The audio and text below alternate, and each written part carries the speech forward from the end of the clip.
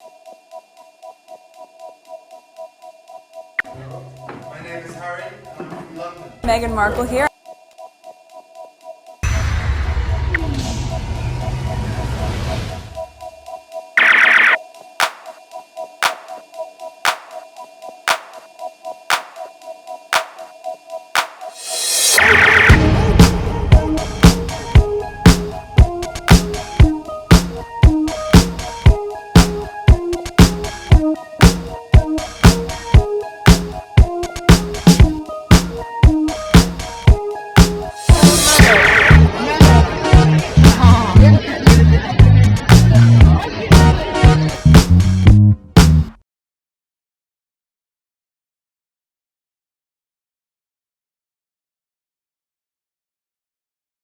Today is August 16, 2026. It is 4:42 a.m. This is supposedly video 2, but the first video I had to stop it in between because my internet wasn't working. So let's not continue because I did part 2 already. There's some stuff regarding the professor that passed away. So I saw some tweet and I think Misan Harriman should be in it as well. And then some other political things. First tweet. Okay, a lot of people are discussing it, so I want to listen to them and share them with you. Poor man killed by the racist British media hate campaign against him.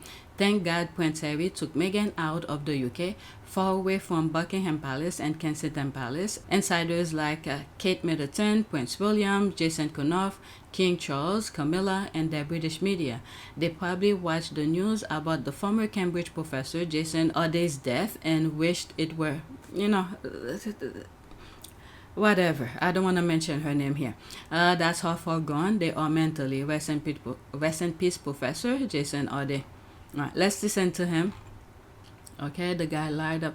No, I read somewhere where they said that the plagiarism, he actually cited where he got his information. Maybe the way it was portrayed, it didn't come out right, but he cited where he got his information and they did not punish him for that. Okay, he was relieved from whatever the claim was. Okay, I'm gonna put and now he's dead. I'm gonna say allegedly because I didn't know too much about him based on things that I read and share with you. All right, this is 3 minutes. Let's listen, and then I'll move on to the next one. And now he's dead. He's dead. He's just been found dead. This hit me like a truck when I saw this news pop up on my phone. He's dead now.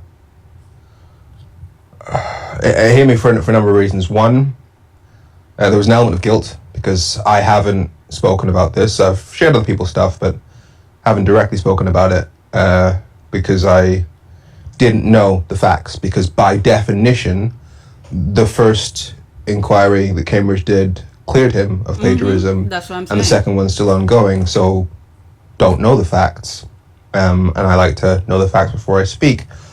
But the one thing that I knew was true was the disproportionate level of backlash that he received, that Jason Arday received in the press over the accusations of plagiarism as a professor at Cambridge.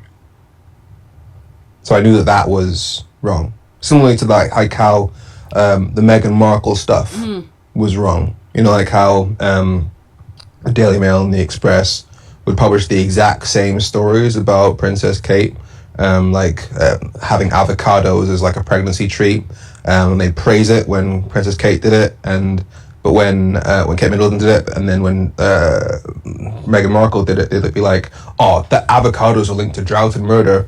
It's just that disproportionate level of hate that black prominent people get compared to their white counterparts. And ironically, I'm going to plagiarize here and use Jupiter Ball, is how you know him, my friend Helio.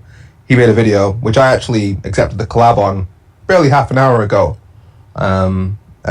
where he named all of the white professors, a bunch of them, who and academics who still are gainfully employed in academia, who've all been found to have committed plagiarism, and yet you don't know their names. William O'Reilly, Anna Laura Wainwright, David Latchman, Ross Holmes, Fiona Liao, Nicola Morrison, Neil Wynne. So while I don't know the nature of how he died, the likelihood that his death is unrelated to the fact his recent resignation is very, very low. And if it is in any way linked, racism killed Jason Arday. And that's why a lot of black people who are in some way prominent are feeling they are coming for all of us, because they don't want black people to have influence in this country.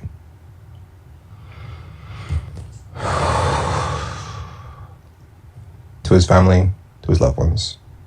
But you know as well, you see in the United States, the media, that's the same type of system that the UK has, it's here in the US, okay? It is right here.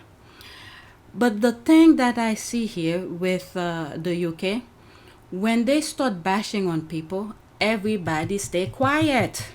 That's the problem the UK has. They stay quiet and they leave those people alone with the media to just trash them left and right.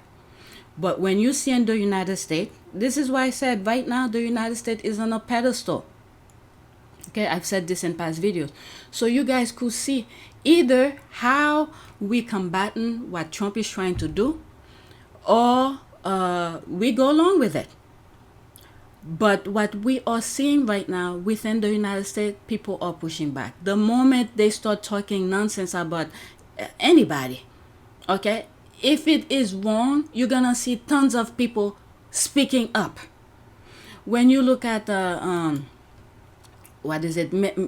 YouTubers in the US, all right, despite the fact that Trump is trying to defund NPR, his buddies getting control of mainstream medias and whatnot, American for them to control what is being said out there to the people. But what many people have done in the US, YouTubers, whoever has a platform, they take it upon themselves to talk about the things that they see for themselves that's going wrong. All right, while the media just shut its mouth, like the UK. Okay, the media in the US just close its eyes, shut its mouth, talking nonsense, things that people don't care about. Okay, but the people take it upon themselves, use their platform. If somebody's interested about, let's say, the Epstein file, they talk about the Epstein file. If somebody is interested about the voting, they're talking about voting. If they're talking about, somebody's interested about how the Congress is doing, they talk about that. But in the UK, majority of people, they have platform. They don't talk about things that is wrong. Everybody shut their mouth. Everybody shut their mouth.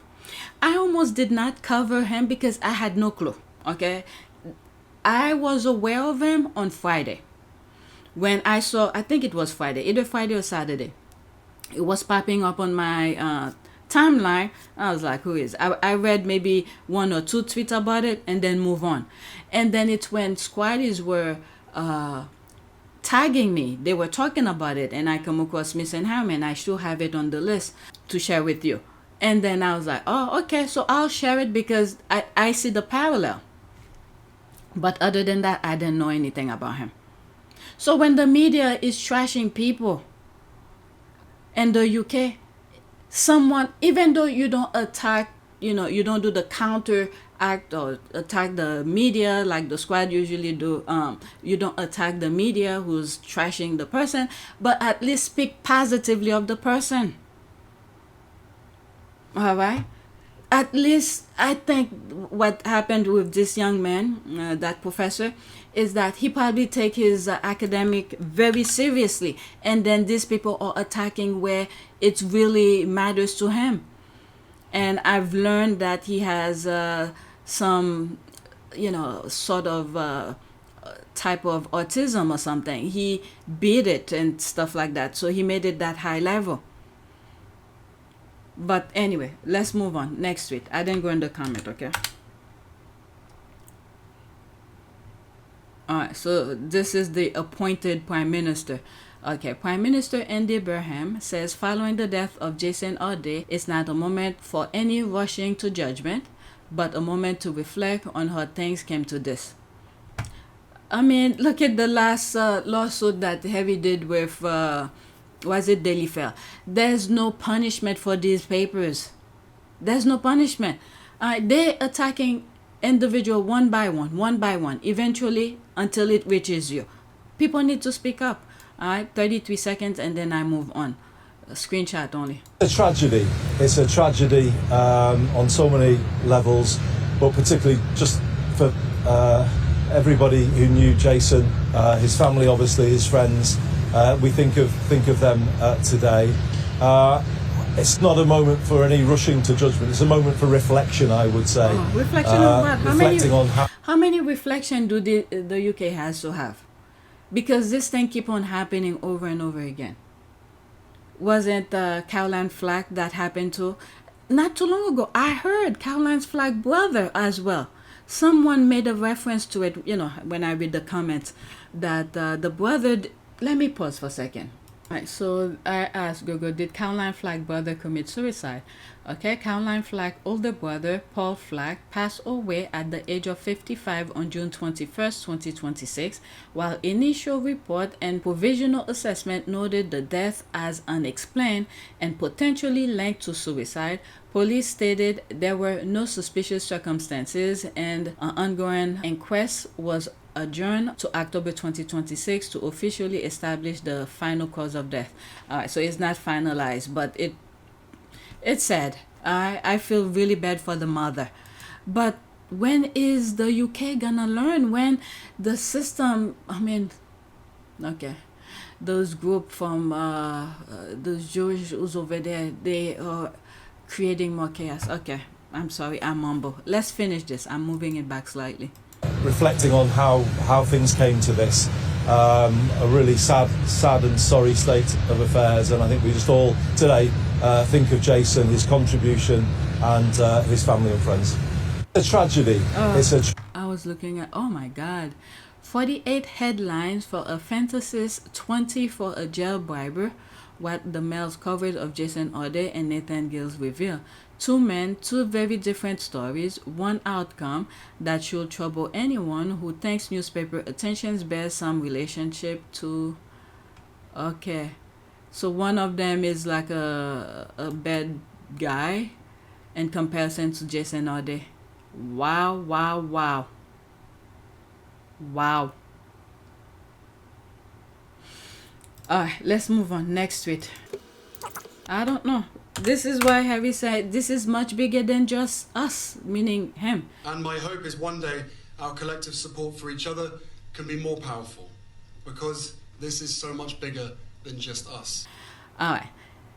This horrible thing is at the root of Jason Arday's trauma. He didn't believe Jason should be at Cambridge or deserve to be in his role. He don't believe black people belong or intellectual enough to be in high-profile roles. He's a hateful parasite who hate on black people's success. Again, I don't know who this guy is. All right. The jealousy. Oh, Jesus Christ. But the thing is that white people, those who wants to be or who jealous of other black people's position, where they fought for the position, it's not like they just handed to him or something like that. He had to prove himself, I'm pretty sure. But when they give them the position to do things, they F things up. When you look at history and things like that, they lie so much you don't even know the truth of things. Look, for example, you have Trump who's in office right now. Okay, many times I've explained, show you the comparison between Trump and Obama's presidency, at least Obama's first presidency. Okay, Trump has the House, the Senate, and the Supreme Court. The Supreme Court is like a MAGA. What is Trump doing at his position? Is he doing anything good for society? Instead, he's showing just stupidity and destroying the fabric of the system. The system wasn't great, okay? It wasn't great, but he had the position to improve on it, to make it better. Look at Obama's presidency. He was trying to make things great for everybody. All right. So each time a white person is in position to do something good, okay, make lives and better, make society somewhat better, they F it up. And then when somebody else is in, a black person is a position to make it better, they're doing it, making it better, but they get jealous out of it. Look at William, for instance. William, Prince Harry, brother. He's in a position to do good.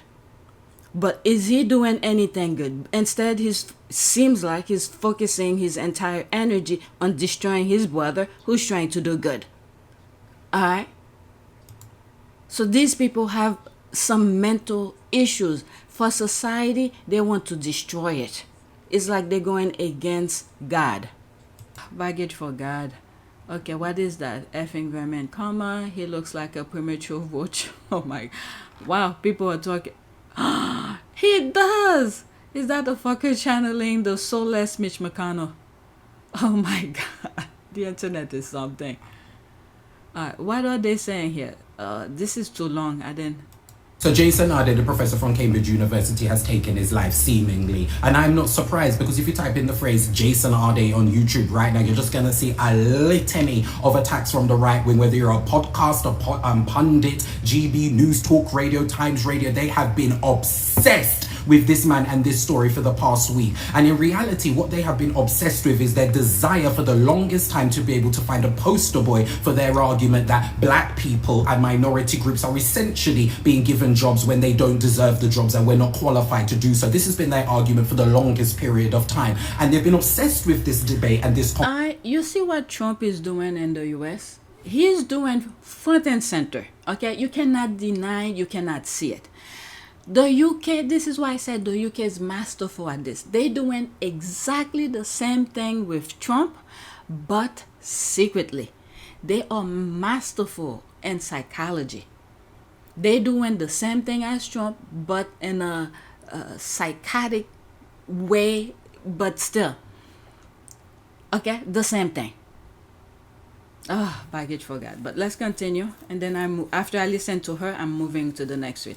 Conversation about Cambridge University, a place that very few people in the country go to. Disproportionately, most people do not go there, cannot go there, and even the people that are talking about it did not go there, couldn't have gone there, and most probably don't even know anybody that went there. But here they are talking about a story about Cambridge University, their recruitment processes, and an aspect of academia that they don't know nothing about, in the backdrop of the fact that you've got wildfires blazing down the whole of Europe, you've got rivers that are pouring down at the lowest levels in France in history, you've got Donald Trump lying here, there, and everywhere. You've got Iran. You've got all of these things that are actual news, actual things that are affecting the economy, actual things that are affecting people's lives in the large swath of the majority. But hey, let's talk about a story about the recruitment processes. When I said the thing that Trump is doing around the globe, they all connected. The UK is partnering with him as well.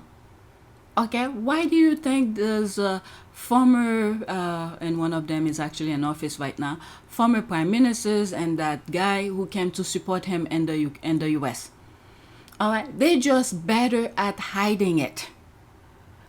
If Trump succeed with what he's doing, they have a stake in it as well. Now, while I'm editing this video, I was just thinking, what was the Super Bowl? Was it 2024 or 2025? I don't remember. The one with Kendrick Lamar. Time flies, so I think it was 2025 Super Bowl where he said, was it the revolution will be televised? The revolution about to be televised. You picked the right time, but the wrong guy. That just crossed my mind as I'm, commenting on this video and editing it. It reminds me of what he said in that Super Bowl. If we are relying on our typical news outlet to inform us of things that's happening, it's not gonna happen. Okay? it's gonna take us, all of us, with our iPhone or whatever, your mobile phone, and each one of us have to document our experience, because the mainstream media is trying to put the population in the dark, while the system, whoever's controlling the system, is doing its bidding whichever way they want. So far, I think this is already happening. First of all, what is it? Damn, I was thinking about it, now I'm forgetting. Okay, yeah, I think I got it now. I paused for a few. Oh, what is it? Palestinians.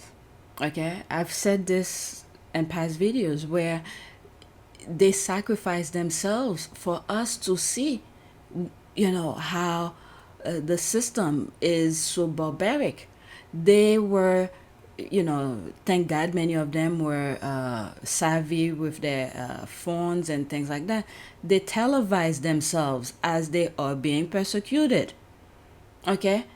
I always said they sacrifice themselves for us to see the barbaric thing that was going on in the Middle East, despite mainstream media is keeping a vast population in the dark. So many of them televise themselves. I got to see it. If it wasn't for them, I will not be able to see it, to see some of the things that happen in the Middle East. And you see in the United States what Trump is trying to do. All right?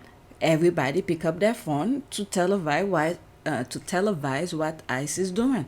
So other people outside of the United States get to see it. All right? So some of those experiences, some of those techniques that were used in the Middle East is being implemented in the United States, of all places. Of all places. So don't be too cozy with your system right now, whichever corner of the world you are, because the United States is on a pedestal. I keep on saying that. Good or bad, it's on a pedestal for you to see. Of all places, the United States, which they promote democracy, and this is the kind of democracy they are displaying for the rest of the world. So don't be too cozy, don't be too at ease with the system that you have. You have to keep them on their toes, and keep on paying attention who's running for office to represent you. Okay, right now the United States does not look good in the eyes of people outside of the US. And I most likely will guarantee white Americans are not seen good in the eyes of the world in comparison to black people. And then I'm pretty sure they're going to be jealous of it. Why? Because the way we voted, the 92%ers, whenever you hear 92%ers, think of black women. And for men, black men, I think it's 80% plus or minus. Because we saw the full-blown stupidity that was happening. So while I was editing, and I thought of Kendrick Lamar's statement, which is something I think that was said back. I'll search for it, but just look on the screen. I think it was it was said by someone before him. The revolution will not be televised. Okay, which is exactly what mainstream media is doing. It's not showing us the destruction that they are doing. Okay? Meanwhile, Kendrick Lamar, on the other hand, says that the revolution is about to be televised, will be televised, which is us, the people, who's televising it with our smartphone and things like that. He did the reverse of what, I don't remember the name of the person who said it, back like in 1970 or something like that. Okay? So he took a script from that, Kendrick Lamar. The revolution is about to be televised. The revolution about to be televised. You picked the right time, but the wrong guy. Meanwhile, and the original phrase said the revolution will not be televised, which is what mainstream media is doing right now. It's not reporting facts. It's not reporting the destruction, the savagery of things that they are doing. Okay? The revolution will be televised. We are recording our own revolution. It is happening. Okay? Palestinians were the first to start it because as they were being persecuted for no reason, and then they're blaming them on top of it for, existing pretty much. They televise themselves for the rest of the world to see.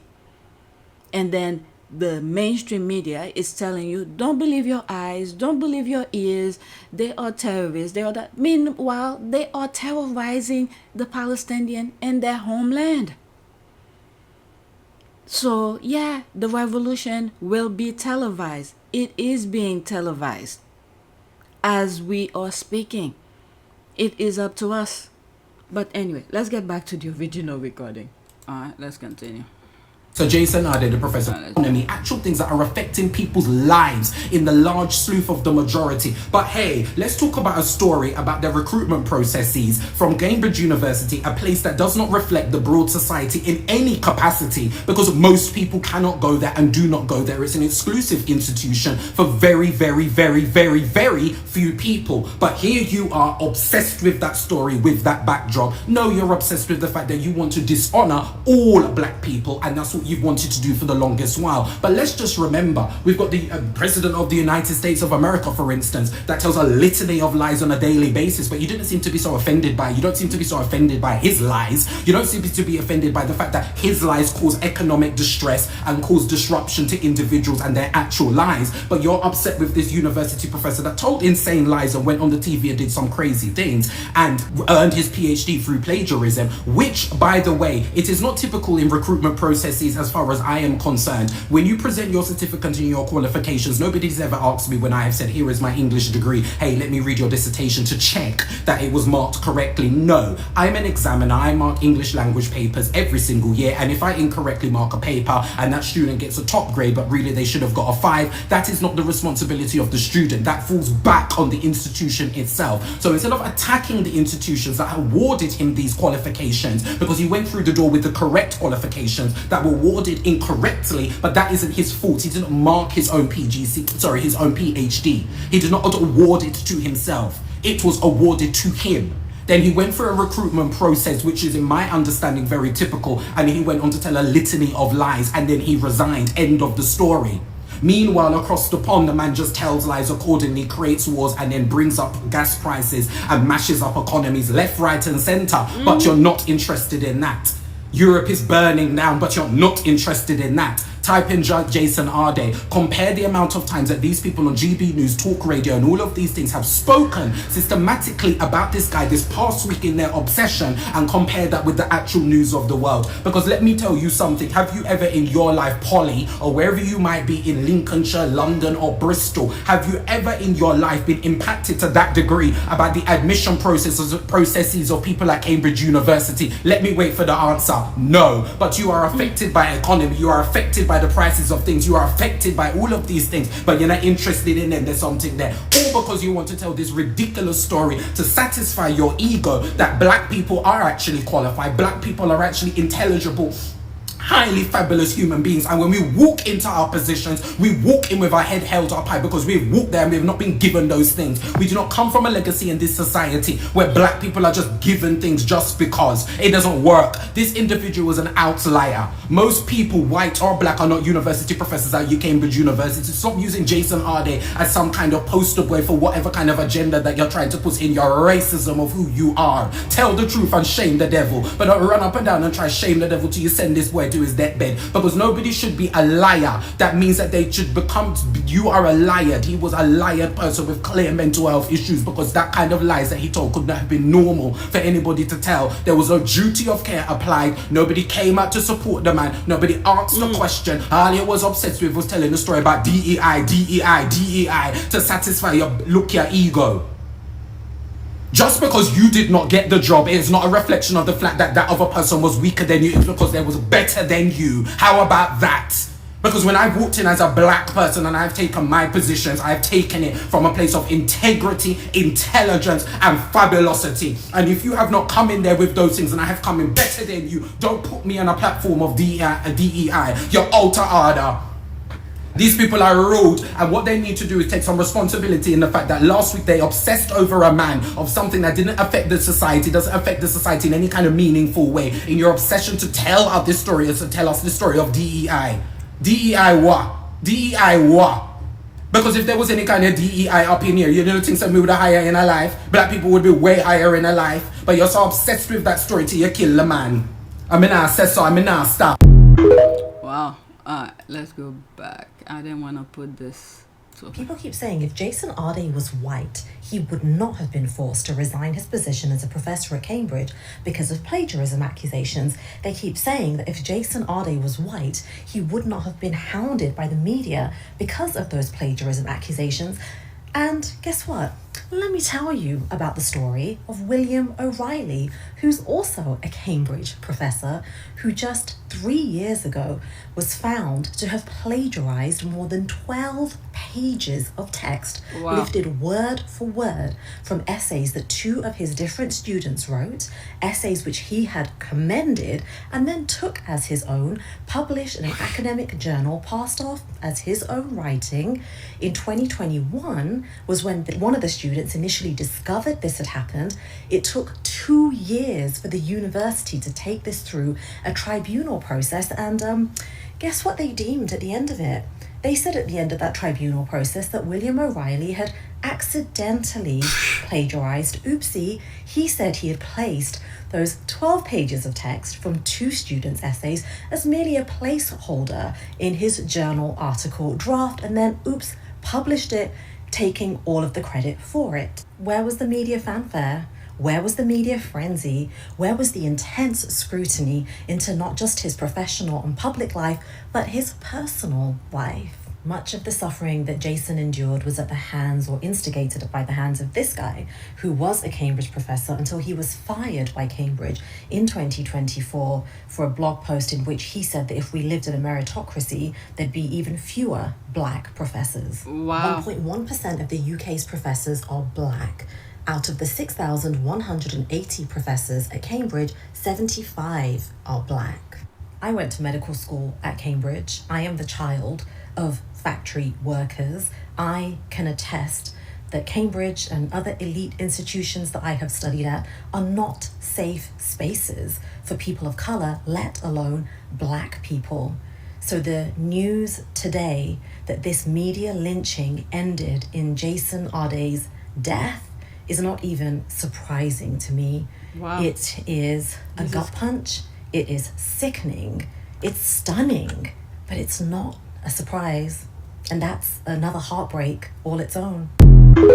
That said, people are not surprised. They don't want to normalize this. It's like the freaking Gladiator. That's a new form of Gladiator. Harry saw it. This is why he wanted to stop. They're talking about him.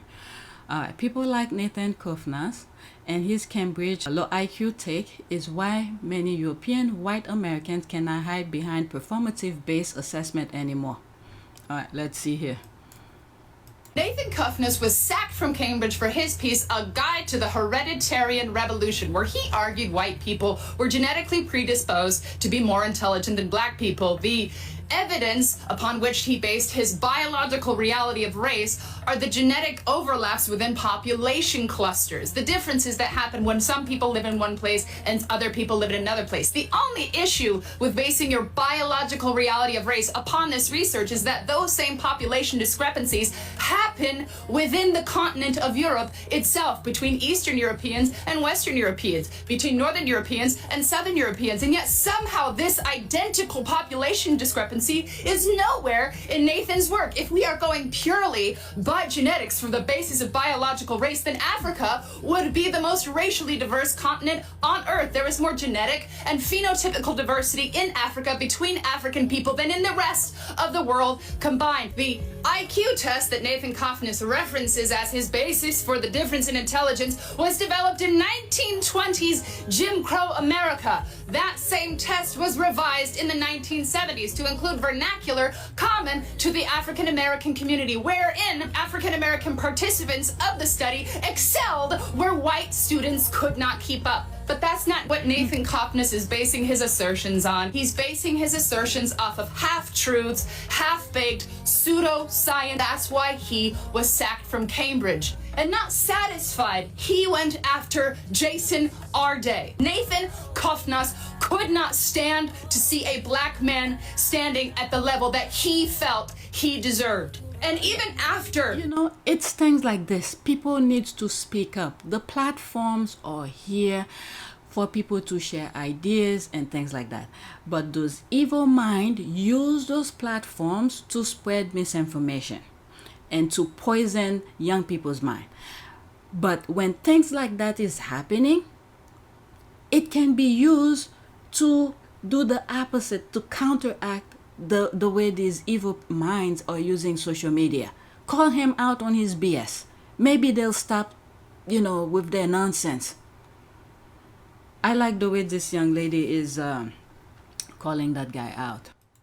Multiple investigations cleared Jason Arday of any of the accusations of plagiarism that were brought against him. The media still hounded him till his death. The fact that Nathan Cofnas is a white supremacist, it didn't even make a dent in the credibility of the accusations against Jason. Since yesterday, I've been thinking about a quote I read in MLK's book, Where Do We Go From Here, Chaos or Community? Generally, we think of white supremacist views as having their origins with the unlettered, underprivileged, poorer class whites. But the social obstetricians who presided at the birth of racist views in our country were from the aristocracy. Rich merchants, influential clergymen, men of medical science, historians, and political scientists from some of the leading universities of the nation. With such a distinguished company of the elite working so assiduously to disseminate racist views, what was there to inspire poor, illiterate, unskilled white farmers to think otherwise? Nathan Cofnas draped academic language over his own personal copy of Mein Kampf and called himself persecuted. And now Jason Arday is dead. Wow, that is sad. That is sad. Let's go to the next tweet. Oh, I almost skip it. Let me pause. Misan Harriman, I almost skipped it. Did I put it twice? No.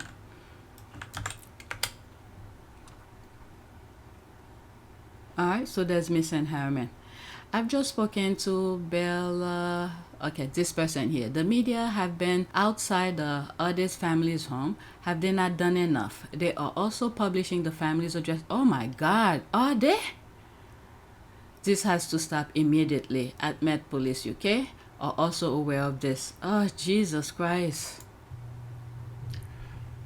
Hello. I've just heard from Belle Rivera Addy. We've just spoken, and as a member of Parliament, the Arday family are her constituents. And since Jason's passing has been reported, journalists have been outside the Arday family home. Have they not done enough? This is a summation of the conversation I've just had. How dare they harass a grieving family after everything that they have already done?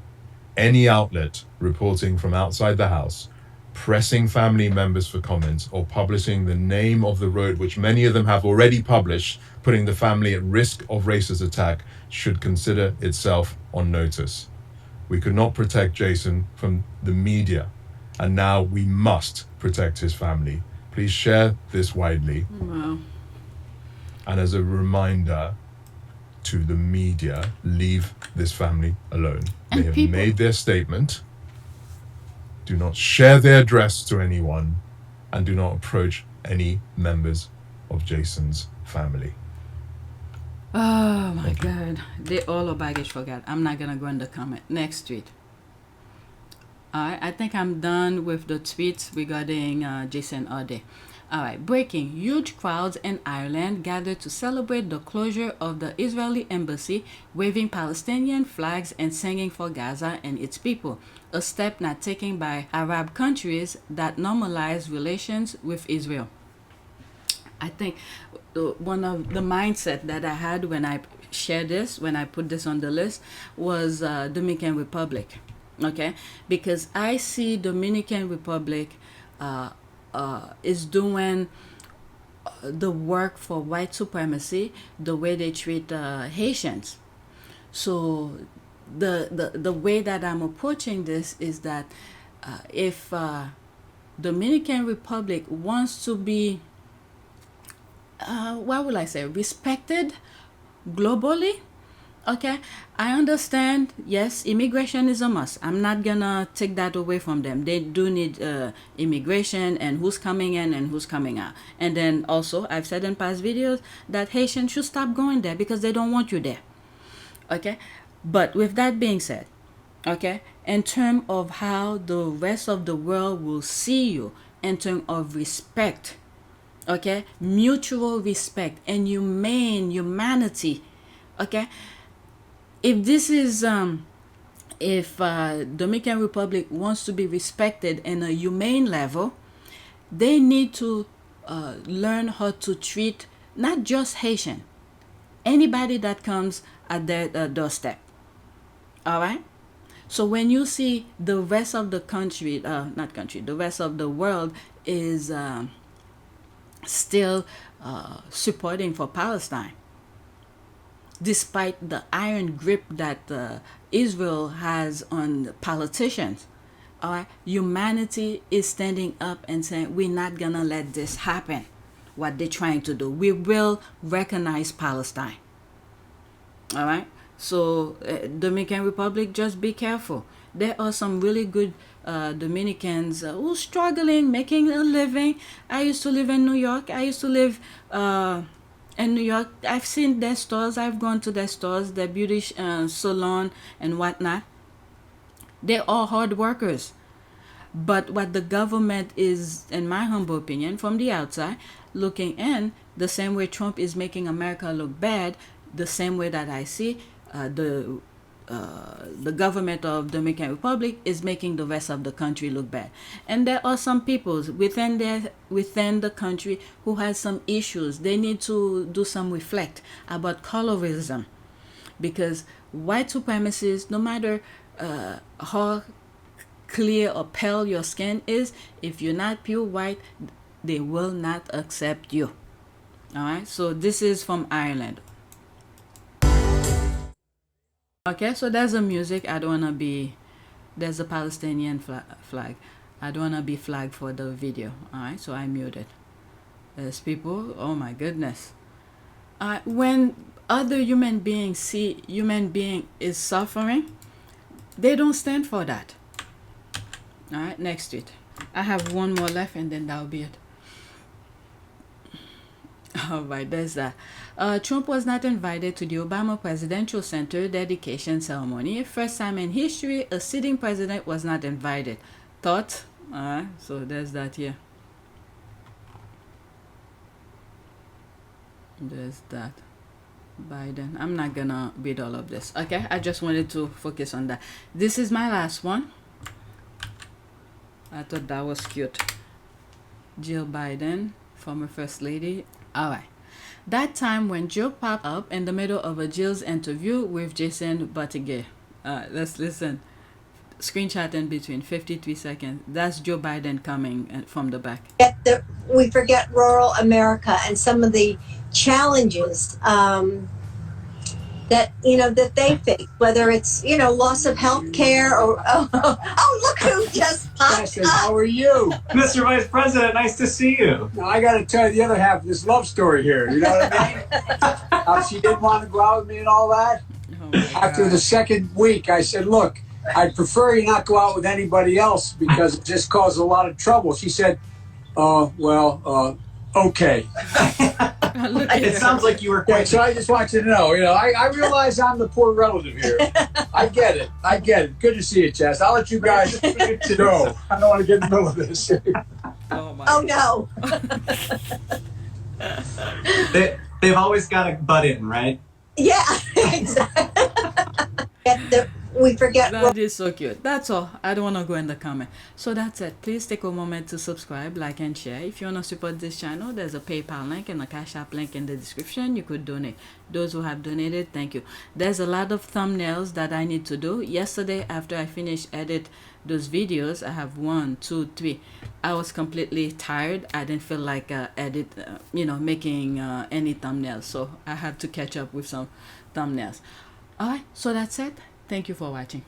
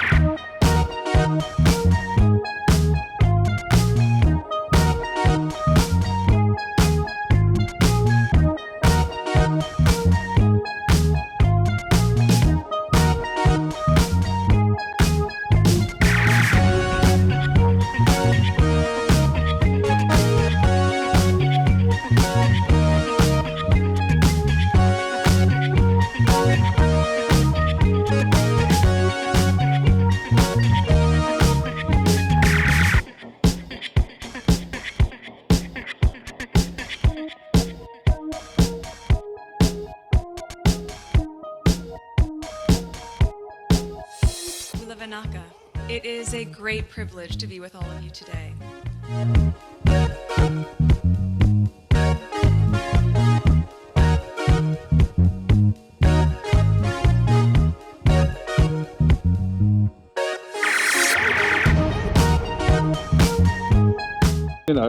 We ask for forgiveness and please come back.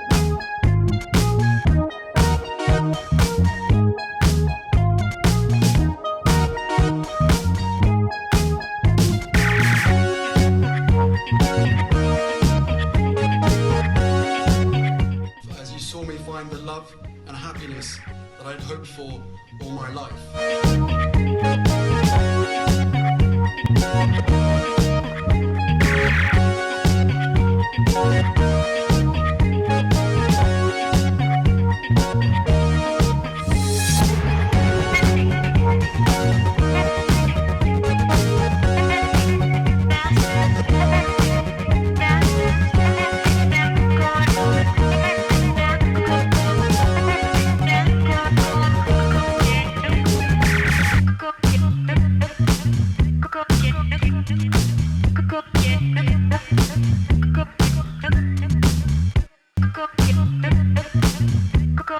You are all in this together, and if I may speak personally, we are all in this together, because asking for help was one of the best decisions that I ever made. You will be continually amazed how life changes for the better